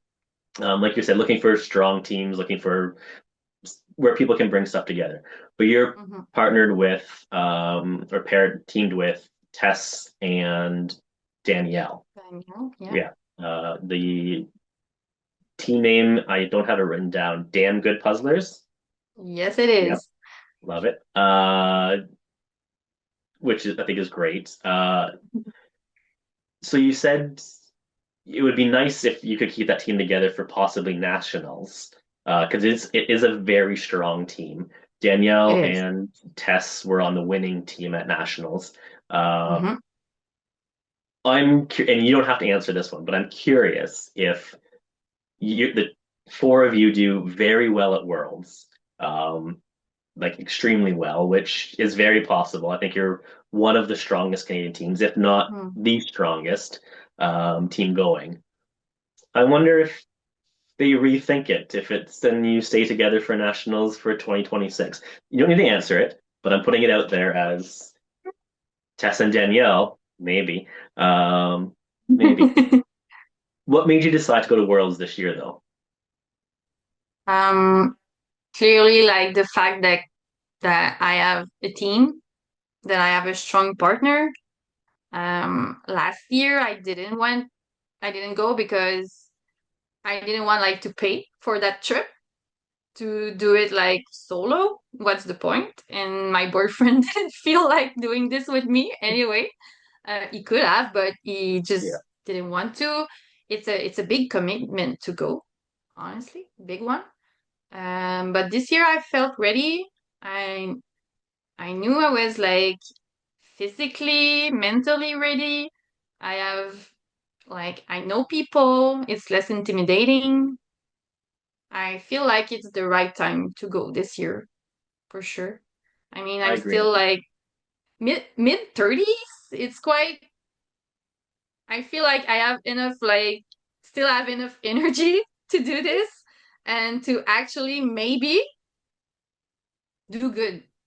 I don't know what's good at Worlds yet because I have absolutely no experience. We'll see. We'll find Yeah, out. I think setting the goals is really tough. Mhm. For like personally for me, goals is to make the finals in all the categories. That's what I want. Individual, I am the most scared for. Especially because I did well at nationals this year. It makes I think I lucked out with that puzzle a little bit, and I know it's the pink nightmare stuff, but when you get to the pink tree, if you've shape sorted and things, and you pick up the right pieces at the right time by luck, you're going to go a little bit faster in there. So my result maybe is a little bit higher than it should have been at nationals. So there's like that extra pressure that could be there. I just put that pressure on myself. But finals, I think, would be my main goal. After that, I don't really care what happens. Um, I know for my partner with I'm partnered with Tess. Um, her goal for pairs is to win the debutante title, so the best first year pairs team, which I think would be really cool to do that. So that's the pressure that's on me for the pairs event because, like you did with Devin, you want to live up to your partner's expectations. Tess is better than I am, and I need to live up to what her expectations are. So there's that. Do you have any um, general goals or specific goals that you might have for Worlds? Well, I think the fact that there's a debutante category, that's kind of neat because it's like it helps people like set a goal that wasn't like attainable before. So that's nice. Um, like individually, of course, I want to make it to the finals. I think I have like good chances to get that. Um, Yeah. my kind of I think realistic goals, but I'm not even sure, is to be like in the top 10%. Like this is how I usually check my ratings on my speedpuzzling.com. If I'm 10% or higher, I think that's neat. This is how I see it because on my speed puzzling, like there's people like from all around the world. There's like Victor is like he's a robot, like he's something totally different. That so yeah, top 10% would be amazing. Is it realistic or not? I don't know. So I want to go in there and just like have as much fun as possible and give everything I have. I know there will be like a lot of things that I can control, like the heat, like the noise, like the weather, the pressure, all of this. I have absolutely no control over. At nationals, we're lucky. It's always like cool, sunny, not it's somewhat calm in the room. So I know this is going to be like totally different. Yeah. And this is to be taken in consideration as well. So yeah, whatever it is, as an individual, as a pair, I think I have like higher goals as a pair. I think like first Canadians would be nice. Devin thinks we might do a podium, but our world's podium is like top 10. Top 10, yeah. So maybe that would be like I think I won't sleep for a whole week if that happens, honestly. Yeah. Mhm.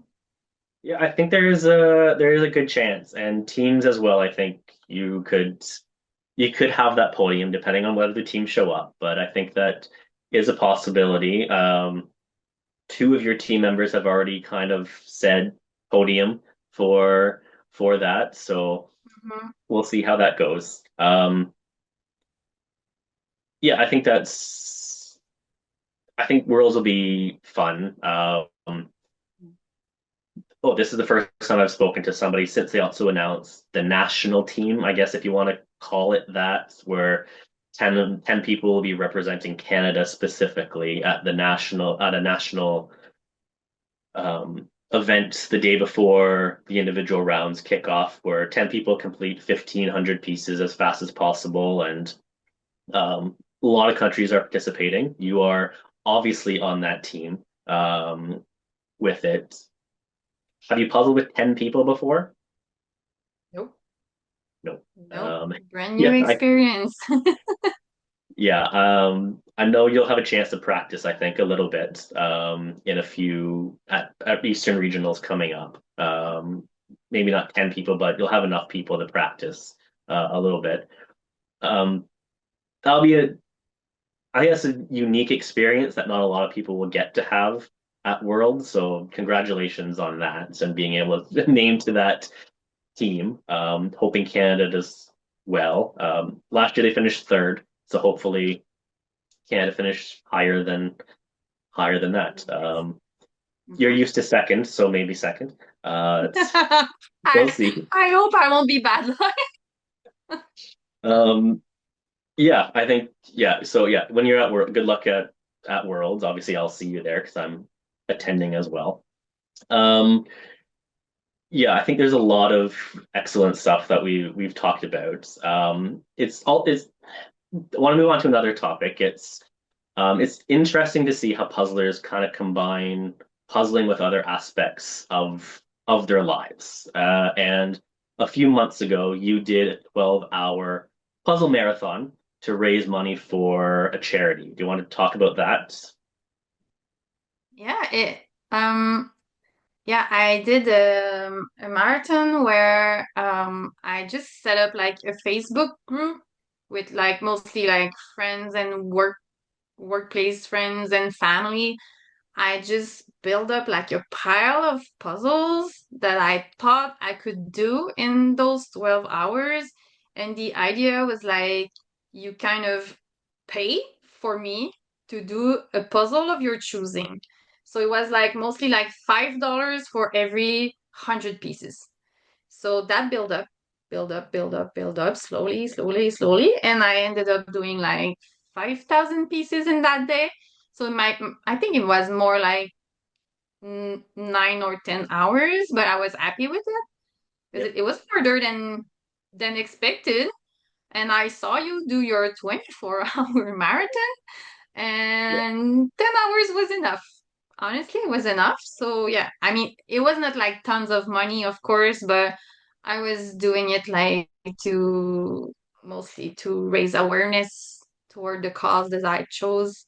And it was fun. It was a nice experience for sure. And people they participated with me and they cheered on me, so that was And nice. what was the charity? Yeah, well, it's in French, but mostly it's l'Association québécoise de prévention du suicide. So it's like mental health and suicide prevention awareness.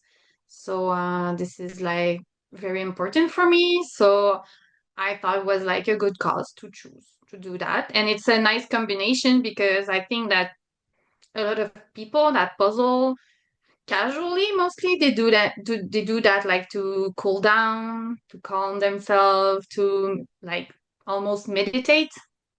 So this is very like interlocked, I think.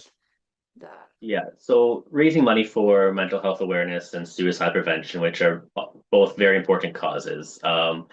I did something not puzzle related, but during the earlier stages of the COVID lockdowns, I did help raise money for similar charities. One was a mental health charity. Another one was for women that were victims of domestic violence because there was some issues, increased issues with that during the lockdowns. And a cancer charity as well. But doing stuff for mental health and suicide prevention, very, very important. Is there a specific reason that you're comfortable sharing with why you specifically chose that that that cause. charity, that cause? Yeah, well, um I've seen it like somewhat like too close to me. I've seen families suffer from it. Um And I want people to know that this is not the end, that life is not over until like you've seen the sun. And I know it sounds very cheesy, but it's very, very important um to just make it like more casual to talk about it and maybe ask for help, not like hide in your room if you don't feel good. Maybe just talk to someone. It's like the basics for most people, but when you're going through something hard, I know that all those logical things they just like fly right out the window. So I think it's important to talk about it like more regularly. So yeah, that was I one of Yeah, the I main definitely reasons. agree. There's so many benefits to puzzling. I think just beyond the accomplishment of just finishing a puzzle. And I think so for me, when I started like I puzzled as a child, puzzled a lot, and I kind of drifted away from it during like once you become a teenager, there's other more fun stuff to do with friends. Then you get into university and working and all the and just kind of takes a back seat. But I got back into it more heavily during the COVID lockdowns. There was a lot of isolation. Um, and as someone personally who continues to work on their mental health and the lockdowns weren't easy for me specifically, and I know for a lot of people as well. For months, yeah, there was that isolation factor where even if you did want to go out of your room and talk with, there wasn't, you couldn't. We had virtual, you could have virtual talks, like it's not quite the same. Um, but getting back into puzzling was kind of what helped me through it. It gave me the sense that I was accomplishing something that was in my control. Um, it was very tough to like procrastinate on everything else. I was attempting to do my master's at the time, and that was delayed, delayed and delayed and delayed. But puzzling, I think, added something. Yeah, like I said, something I could finish during that time. And help me through it. Not speaking from a medical point of view at all. I do have a psych degree, but not in this area, so no medical advice from this. do you think there's anything that puzzling has benefited you outside of obviously your accomplishments within the puzzle world? Mm. Yeah, 100%. Yeah. I think, well, I'm a very anxious person, like a lot. It kept me from doing a lot of things that I would have loved to do in life. So yeah, puzzling of totally like changed my mindset. Um, it gave me something that I'm good at. That's the first thing. So this is a nice motivation to do more things in life after that. But on a daily basis, like just doing a puzzle for fun or with my boyfriend or with my mom, it's just like an occasion like to connect, to talk, to just a little bit like going for a walk. When you go for a walk, either with yourself or with someone, you kind of think about what happened during your day or during your week or what are your plans for the future months or whatever. So when you're doing a puzzle, I feel like it's kind of the same thing. So it's a little bit like it's meditative, it's soothing, it's rewarding because when you're done, you're like, oh, that's cool. That's a beautiful image. I did that Yeah. whatever. So I think it's beneficial on so many levels. Yeah, definitely. And I think it's very commendable for you to pick that specific charity and combine what you're very good at and what you like to do with puzzles and combine it with helping others as well. And there in the description of this video, there will be information for if you or somebody that you know um, is in need of some support, check out the uh, stuff in the description below, the information in the description below, and there'll be a brief message at the end of this video as well. Um, Moving on to a different topic. This is going a bit longer than I thought. Your stories are very good, so it's kind of it's very funny. So just very quickly, then, because I'm aware of the time here, you're also involved with the Canadian Speed Puzzlers program as one of the facilitators, I believe, helping to run online speed puzzling boot camps for other Canadian speed puzzlers, some other activities. The Bring Your Own Puzzle events have now started. I think 12 or 13 of them are done now. I've been to them all except for one. I missed one, which has definitely helped me get ready for Worlds. So thank you for making those. Those. How did you become involved in it? Yeah. How did you become Wow. involved? If you had to take a guess. I'm gonna go out with say Devin Yeah, approached it you. is. I'll change the Yeah, question then. Why were you interested in saying yes and becoming yeah. involved in it? Yeah, well, I think that it's great to like do competitions and doing good and everything, but what is there any way to do more with it? So this was like the answer to my question. So when she offered if I was like willing to help her out and the girls to build something, I was like, yeah, of course I want to do that because we want that community. We've seen on our how hard it is at first to like break the ice and talk to people. So if we can find a way to get these people together, it's gonna be way easier. Um, the US they have like that big speed puzzling community, so we kind of wanted to have like something similar here because we didn't have exactly that. We have the CGPA that does amazing work. We kind of want to focus on speed puzzling, um, like as competition, and also maybe like find some great people that could eventually like represent Canada because we will get older. We will. And we might not be the one representing Canada at some point. And we want to help those that have potential maybe to get there where they want to be. And we want to be like supportive and offer something that's not been offered yet. So yeah, that's kind of the idea behind it. Yeah, and I think it's great. There is such an increase in involvement with people. I think it's in one of the group chats with the bring your own puzzle events things, I think that's what makes my phone vibrate most during the day is all the notifications just from that group. Yeah. So yeah, there's very much a strong community in there.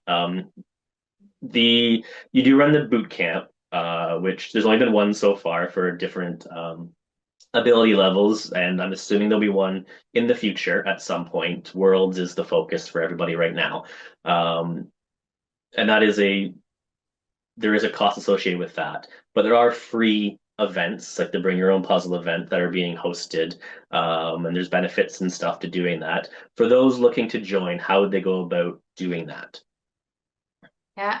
Well, there's the Canadian speed puzzlers. We're on Instagram, so you can totally like follow us there. Just send a DM, and we'll just like tell you how to reach out, and how to join our community.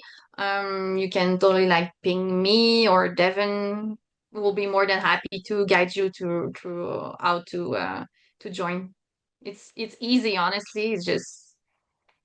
It's worth the little effort. It Yeah, is. Yeah. yeah. There's so Just many ping one of benefits. us and we'll guide you through it. There's so many benefits to it, and as someone who's been doing speed puzzling for a few years now, even um, there's stuff that I'm getting out of it that's beneficial. It's certainly going to help me at Worlds, and it Mhm. obviously helped me. I won a virtual competition last weekend, so it's helped with that as well. So it can help anybody, regardless of your starting Skill level level. or Um, it's been yeah. 6 or 7 weeks that these bring your own puzzle event twice a Yeah. week that they've been happening, and I've been like we watched the people that are puzzling after that were finished, and you can see the changes already with a lot of individuals that are there all the time. So yeah, if anyone out there, Canadian speed puzzlers out there that are interested, all the information, how to connect with them will also be in the description below. Um, this has been excellent. There's so many other things I could have discussed and talked about on here and gone on for ages. I think I'm spending more time with you than I have with the first 2 episodes, but I'm okay with that. Um, it's great having someone from Quebec being represented as well. That's another province ticked off as well. Just to wrap it up, some very quick questions. As you may know on this channel, I do some speed puzzling advice, tips, and tricks and stuff like that. Um, Hmm. is there a piece of advice or a challenge or a tip or something that I could include in a future episode? Hmm. That's a good question. Um, I think I love the idea of a challenge. I love challenges. I think they're like fun to watch. I just don't know what challenge I could challenge you to do. I heard that you would have loved to see someone do the 3 postcards under an hour and a half. Yeah. And that could be a great challenge. That could be a great challenge. I think, honestly, I think you can do this. I that's three under 30 minutes each. Yeah, I know you yeah, have a bunch of sub 30s. I only have one so far. So that will take some practice. yeah. I will attempt it. Mhm. However, I also want to see you attempt it too. Uh, Yeah, if you're gonna go with the challenge, I'm gonna see if you can also do that. Um, I'll yeah, try that's a that. good one. And Hmm. I'm pretty sure there's going to be a few other people that watch this that will Hmm. also try to attempt that as well. There's a few names that come to my head straight away, and I have some guesses as to who will try it. Um, yeah, so I'm just going to finish off like I do with all the other episodes on here with some quick fire questions that I have sent to you in advance. Yeah. So we'll see how these go, as open-ended as you want to. And we'll finish this off with a final few questions. So, Uh, what is your favorite puzzle brand? I think I have to go with Ravensburger. That's Classic. fine. Yep, it is Yeah. a classic. What's your favorite piece count? I love them all for different reasons. I'll go with 500 just because you can do more than one in a day. Yeah, Yeah, fair enough. Favorite cut style? grid cut all the way. Good. Yeah. Yeah. Your favorite speed puzzle event? Um, pairs and teams, pairs and teams. Yeah, I can choose. Honestly, I can choose pairs and teams. Your favorite puzzler? All right, I have two. I have Victor from Poland, I think, because Yeah. he's my puzzle nemesis. You don't know it, but he's my puzzle nemesis. He's like Yeah. I'm very impressed with what he does. And Devin, I have to say Devin, 100%. Like two. She's more than a good puzzler. She's like a great human, and all of that together, like she's the best. Yeah. I agree. And those are both two very good choices. I think a lot of us have a puzzle nemesis that doesn't know we exist. I'm not going to say who mine is, but there is one name that shows up on my speed puzzling. They're a very good puzzler from Finland, if that gives any hints.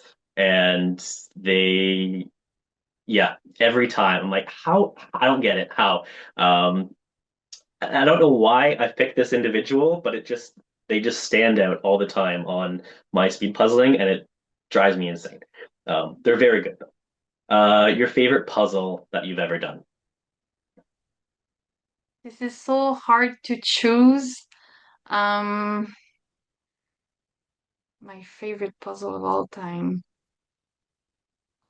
I'm having a hard time choosing, honestly. I had an amazing few weeks doing the 9,000 pieces Disney Ravensburger. I really love that one. I think I will go with that one. A good choice. A lot of people pick the big puzzles. I think it's because Yeah. they're rare to do. We don't get as often. Yeah. The hardest puzzle that you've ever done. Hardest.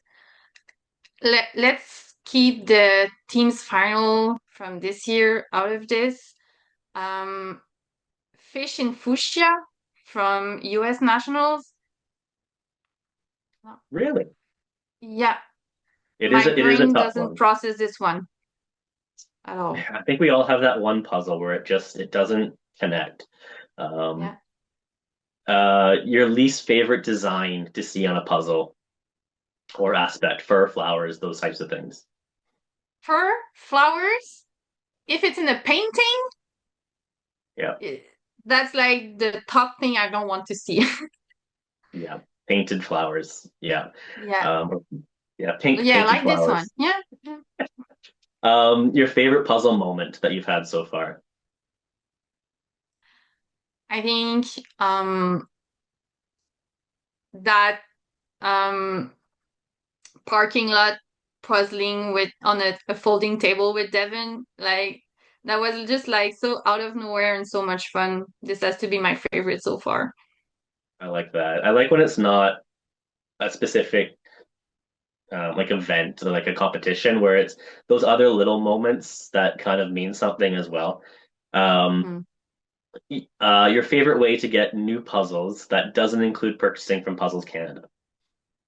Thrift stores all the way. Where? Sorry.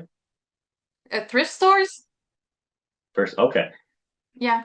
Well, unless you mean like new in like wrapped up No, it can be puzzle. anything. No, no. I really No, love like secondhand puzzles. You never yeah, know what you're gonna get. Like sometimes you can find like real like jewels. It's crazy. yeah. Thrift. It's worth the trip, I swear. I'm always nervous with thrift stores. And the last question is a dream puzzle that you've not done but wish you could.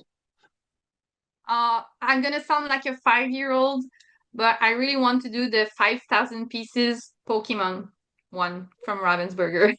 I've seen that one. So Yeah, much love to do that's this a good one. one.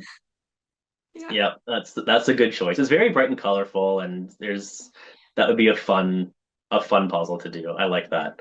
Mm. Again, a big puzzle. It's all these big puzzles that we're too busy training and getting practice for other stuff that sitting down and doing 5,000 pieces is not Yeah. always an option. But no, that was great. Thank you, Catie, for joining me today. 2 hours. Thank you so much. It was a pleasure speaking with you. I will see you at Worlds soon. But yeah, thank you so much. Well, thanks to you. It went by like 10 minutes. Yeah, Puzzle people, we love to talk. we definitely do. Great. Thank you. Thank you. Thanks to you. Hello, I hope you enjoyed today's episode. I want to give a special thank you to Catie for joining me today and for bringing up the topic of mental health. Each year, 1 in 5 Canadians will experience some sort of mental health challenge, and by the age of 40, almost 50% of Canadians will experience some type of mental illness. If you or someone you know is in need of support, there are plenty of resources available. And now, a closing message from Catie. Well, in this episode, the topic of mental health was discussed. If you or someone you know is in need of support, please reach out to whatever resources may be available in your area. If you're like me in Canada, you can dial 988 anytime, anywhere, free of charge for those in immediate need of support. Similar services are available in other provinces and countries around the world. In the description below, additional resources are also listed specifically for Canadians, just like the aqps.info website that lists a lot of information, mostly for people in Quebec. Please use them or share them if you know someone who could benefit. There are plenty of dedicated professionals willing to help. Thank you.